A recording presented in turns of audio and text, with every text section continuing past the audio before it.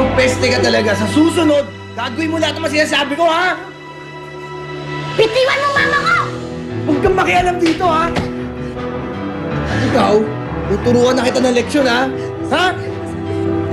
Bitiwan mo mama ko! Inuutusan mo ba ako? Ha? May magagawa ka ba? Wala, di ba? Kaya ikaw, matuto ka sumunod sa akin! Sabi bitiwan mo mama ko!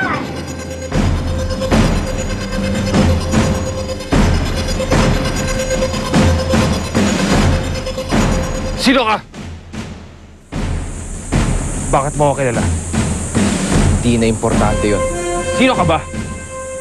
Kilala ko lahat ng eskremador dito. At alam ko hindi ka kabilang doon. Nagkakamali ka. Isa akong eskrimador. At ako ang pinakamagaling na eskrimador.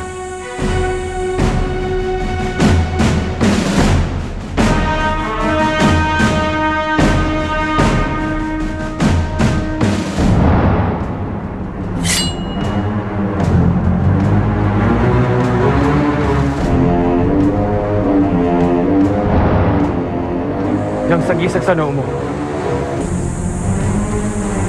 Sagisag yan ng tagabantay ng espada ni Panday. Mabuti naman at naalala mo pa. Ng kilos mo. Hindi ako magkakamali. Kilala ko ang kilos mo. Orius? Ako si Orius? Kamusta ka na, Cicero? Nagkita na naman tayo.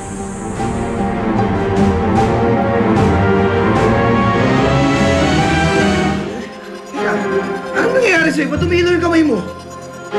Sabi bitiwan mo mama ko!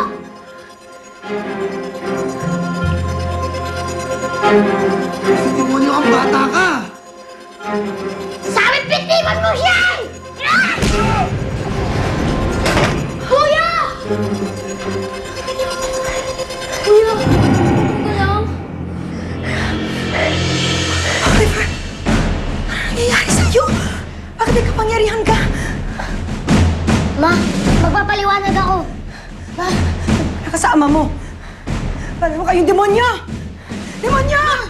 Ma! Paano nangyari to? Pinatay ka ni Lizardo. Nakalimutan mo na ba ang turo ni Kuro?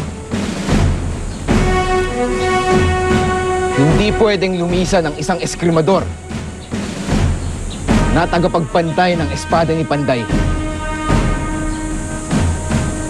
hanggang hindi pa natatapos ang misyon niya.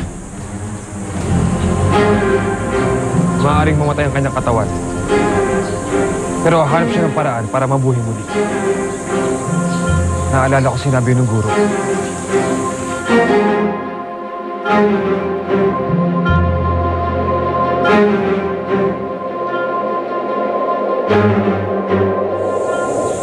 Kaya nandito ulit ako. Pwes,